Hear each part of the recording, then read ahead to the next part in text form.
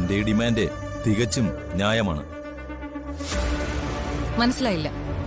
അവന്തിക അസോസിയേറ്റിന്റെ ഷെയറുകളിൽ 49% എന്റെയോ ഞാൻ പറയുന്ന ആളുടെ പേരിൽ തരണം.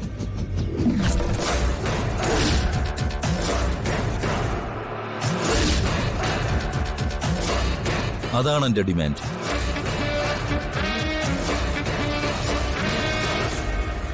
ഇല്ല, ഇത് നടക്കില്ല. നിങ്ങളെന്താ കരുതിയത്?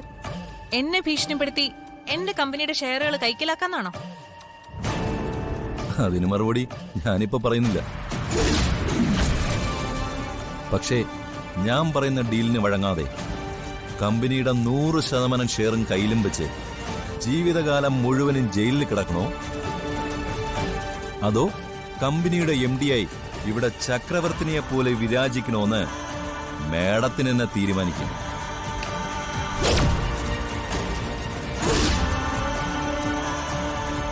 അമിതാവേശം കൊണ്ട് എടുത്തുചാടി ഒരു തീരുമാനം എടുക്കാതെ ബുദ്ധിപൂർവ്വം ഒരു തീരുമാനം എടുക്കുമെന്ന് തന്നെയാണ് എന്റെ വിശ്വാസം.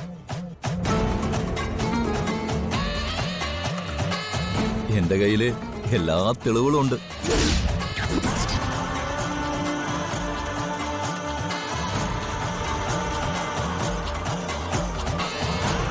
ഇനി പ്രതിയെ അറസ്റ്റ് ചെയ്താൽ മാത്രം മതി. നിങ്ങളെ കൊണ്ടുപോകാനുള്ള വണ്ടി ഈ മുറ്റത്ത് തന്നെ നിൽപ്പുണ്ട്.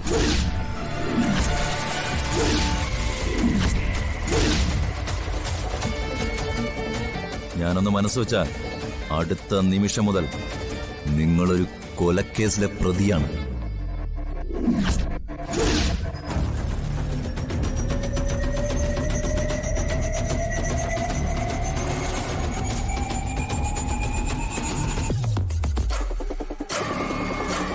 ഒരു തരത്തിൽ ഇതെനിക്ക് വളരെ റിസ്ക്കാണ്.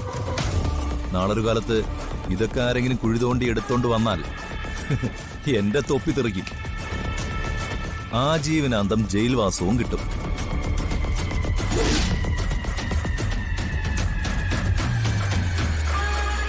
പക്ഷേ അതിന് പകരം നമ്മൾ ഒന്നിച്ചു നിന്നാൽ ലാഭവും നഷ്ടവും റിസ്ക്കും എല്ലാം നമുക്ക് തുല്യമായിരിക്കും.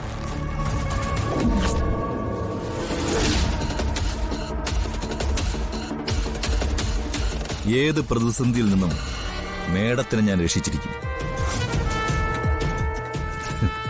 എന്റെ പക്കൽ സമയം തീരെ കുറവാണ് മേഡം.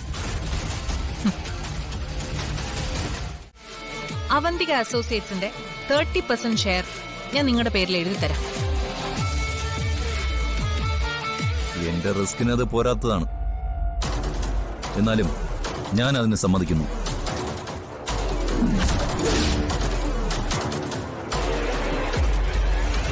കൈപിടിക്കാൻ വരട്ടെ സാറേ. അങ്ങനെ വെറുതെ സമ്മതിച്ചാൽ മാത്രം പോരല്ലോ. അതിന് എനിക്കൊരു കണ്ടീഷൻ കൂടിയുണ്ട്. എന്ത് കണ്ടീഷൻ? പറയാം. അതുകൂടി സമ്മതിച്ചാൽ ഇന്ന് തന്നെ ഷെയറുകൾ കൈമാറുന്നത് സംബന്ധിച്ച് നമുക്കൊരു ധാരണയാകാം. ഞാൻ എന്താ വേണ്ടെന്ന് പറയും. പറയാം. തക്കലയിലെ മുരുകന്റെയും കനിമൊഴിയുടെയും കേസ് അങ്ങ് വിട്ടേക്ക്. അതിൽ പിടിച്ചു തൂങ്ങേണ്ടത് തമിഴ്നാട് പോലീസാ. അതീ കടലില് കായം കലക്കിയ പോലെയാ. പക്ഷെ എന്റെ അമ്മാവന്റെ കേസ്, അതിന് മറ്റൊരു പ്രതിയെ കണ്ടെത്തിയേ തീരൂ. രാജീവ് പറഞ്ഞതുപോലെ നാളെ നിങ്ങൾക്ക് അതൊരു പ്രമോഷന്റെ സാധ്യത കൂടിയാ. ഒരു DYSPയുടെ പദവി ഞാൻ നിങ്ങൾക്ക് ഓഫർ ചെയ്യാം.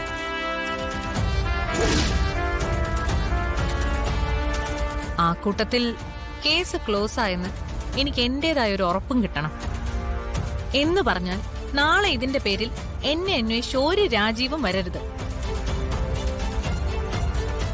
എന്താ, പറ്റുമോ?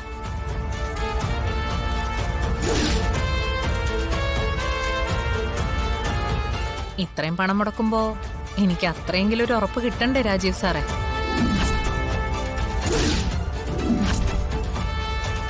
അതിന് ഞാനെന്ത് വേണമെന്നാ പറയുന്നത്? എന്റെ അമ്മാവനെ കൊന്ന കേസിൽ ഒരു പ്രതിയെ അറസ്റ്റ് ചെയ്യണ്ടേ? ആരെ? എന്റെ കയ്യിലും ഉണ്ട് ഇതുപോലൊരു സ്പൈഡർമാൻ. ഇവിടെ കൊറേ കളിപ്പാട്ടങ്ങളുണ്ട്. അമ്മ എവിടെയെങ്കിലും ഷോപ്പിങ്ങിന് പോകുമ്പോ എല്ലാം കൂടി ഒരുമിച്ച് അങ്ങ് വാങ്ങും. ഞങ്ങളുടെ വീട്ടിൽ ഇങ്ങനെയുള്ള കളിപ്പാട്ടങ്ങളൊന്നുമില്ല. ഇതൊക്കെ വേണമെങ്കിൽ നീ എടുത്തോ. ഓ, എനിക്ക് വേണ്ട. ഞങ്ങൾക്കല്ലാതെ ഉള്ള കളികളാ കൂടുതൽ ഇഷ്ടം. പക്ഷേ എന്നാലും ഇതൊക്കെ കാണാൻ കൊള്ളാം കേട്ടോ. ഈ മുറിയിൽ ഒറ്റയ്ക്കാണോ നീ? അതെ, ഒറ്റയ്ക്കാണെന്ന് എന്താ കുഴപ്പം? ഞാൻ അച്ഛമ്മയുടെ കൂടെയാ കിടന്നുറങ്ങുന്നത്. അമ്മു അമ്മയുടെ കൂടെ. ഗൗരിയോ? എനിക്ക് അമ്മ കെട്ടിപ്പിടിച്ച് തന്നെ കിടന്നുറങ്ങണം. അമ്മയ്ക്കും അതുപോലെ തന്നെയാ. ഒരു ദിവസം പോലും വേറെ ആരുടെയും കൂടെ കിടന്നുറങ്ങാൻ അമ്മ സമ്മതിക്കില്ല. അതെ, എന്തൊക്കെയാ നിന്റെ സർപ്രൈസ് പ്ലാൻ? സർപ്രൈസ് ആണെന്ന് പറഞ്ഞ് അമ്മ ഒരു സൂചന തന്നിട്ടുണ്ട്. എന്ത് സൂചന? നമ്മളെ അടിച്ചു പൊളിക്കുന്നതേ ഇവിടെ ആയിരിക്കില്ല. ഏതോ ഒരു പിക്നിക് സ്പോട്ടിലാണെന്ന് അമ്മ പറഞ്ഞത്. അത് ഞാൻ സമ്മതിക്കുകയും ചെയ്തു. ആ സ്ഥലം ഏതാ നിനക്കറിയോ? അതെനിക്കറിയില്ല.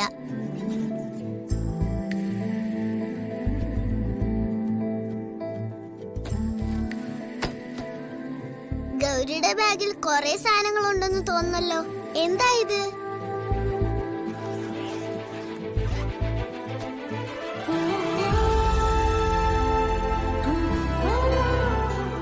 എന്താടാ ഇതൊക്കെ? ആരാ ഇതൊക്കെ ഇങ്ങനെ അടുക്കി വെച്ചത്?